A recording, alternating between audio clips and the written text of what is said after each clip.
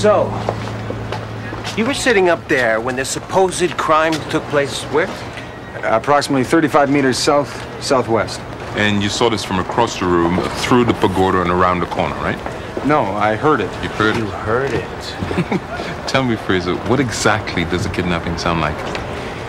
Well, in this case, there was the sound of a foot breaking glass. This was followed by the scream of a female bystander, and then the squeal of tires as the vehicle pulled away from the curb. And did you happen to hear a license plate number, too? No, the license was obscured by mud. You know what we have here, Jack? Another case of speeding with a dirty license plate. Damn, this city's going to hell. I did find this.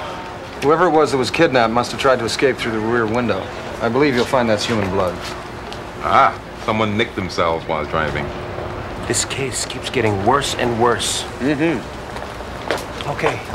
The owner says he didn't get out in time to see anything, likewise everyone else on the block. So, no witnesses, no victims, no evidence. You know what this sounds like, Lewis? A UFO sighting? I'm afraid so.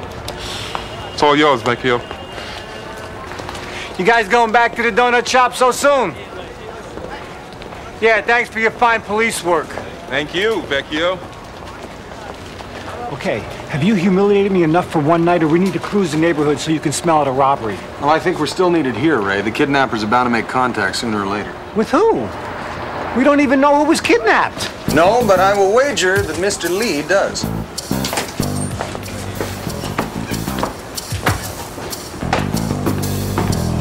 Did you notice the restaurant next door? Yeah, it was packed, so what? Well, based on the menus displayed in the window, Mr. Lee's prices are cheaper by half, and yet his restaurant sits empty on a Saturday night. Yeah, well, if he stocked up a little better, he'd have a fighting chance. But no restaurateur would allow his key ingredients to be depleted, at least not willingly. So you think he's being squeezed? Yes, I do. Look, it's a mom-and-pop establishment. There's no money here. Who would bother? Well, I don't know.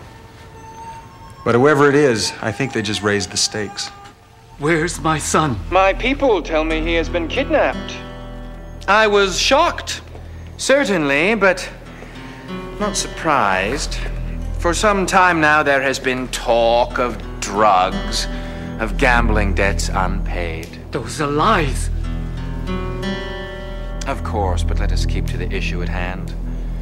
As you know, I have the resources to find your son. I offer to do this and return him to you. In return, I would ask a similar favor. You will stop the lies you are spreading about me in the community, and you will demonstrate your respect for us by accepting the reasonable and generous business offer we have made to you in the past. Do this, and I will find your son for you.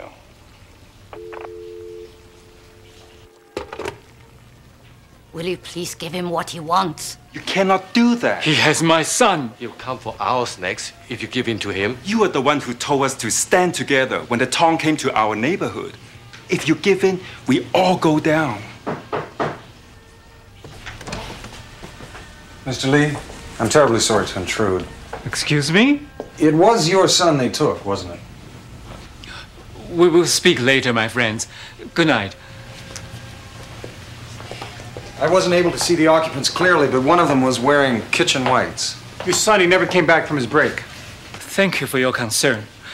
But whoever this unfortunate boy is, there's nothing you can do for him. You do not realize what will happen to him if the police get involved. The Tong makes the law down here. I don't think you believe that, Mr. Lee.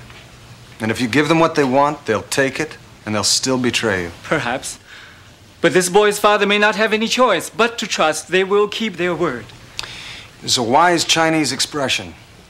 Under the fragrant bait, you will find a hooked fish. I cannot help you. Please, go.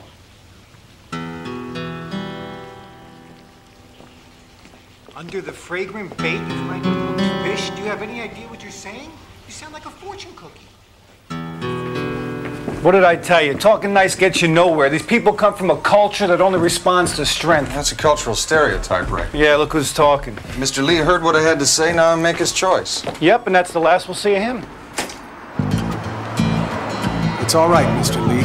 Just take your time. For years, the Tong ignored our neighborhood, concentrating on the more prosperous merchants of Chinatown. Then Charlie Wang came to town. Heard of him. Heard he's hungry. He wanted to make a name for himself. I told him to get lost, and I encouraged my neighbors to do the same. That's why he took David. He didn't actually say he has your son, did he? He's not a stupid man. Well, you did the right thing in coming to us, Mr. Lee. We will find your son.